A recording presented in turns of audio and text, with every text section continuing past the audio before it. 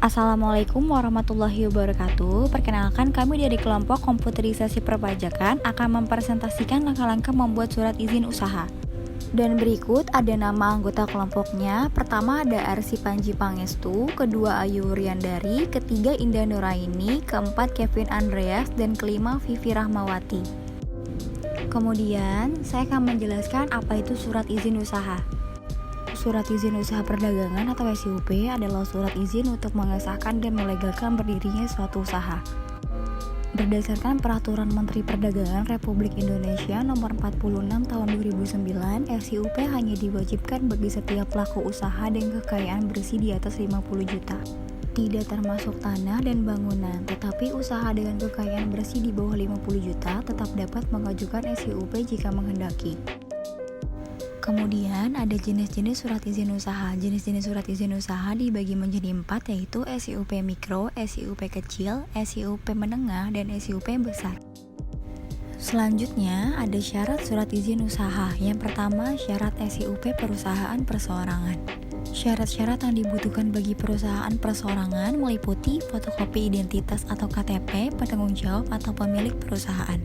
Lalu, fotokopi NPWP atas nama perusahaan, kemudian fotokopi surat izin tempat usaha oleh pemerintah daerah sesuai domisili Anda. Kemudian ada neraca perusahaan, lalu foto direktur utama atau penanggung jawab sebanyak 2 lembar berukuran 4x6 dan terakhir materai 6.000.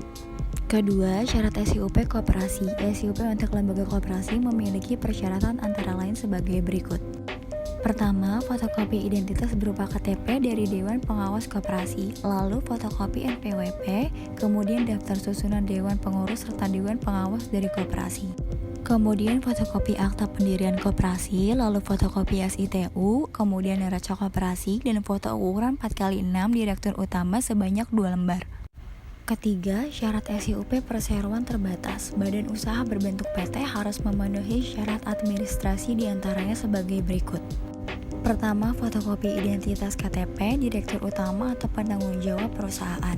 Kedua, pas foto direktur utama atau penanggung jawab ukuran 4x6 sebanyak 2 lembar. Ketiga, foto kartu keluarga bagi perusahaan yang memiliki penanggung jawab seorang perempuan. Keempat, fotokopi SITU.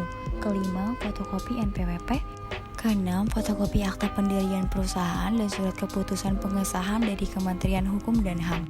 Ketujuh, surat izin prinsip dan surat izin gangguan. Kedelapan, neraca perusahaan. Kesembilan, surat izin teknis yang dikeluarkan oleh instansi terkait. Dan terakhir, materai 6.000.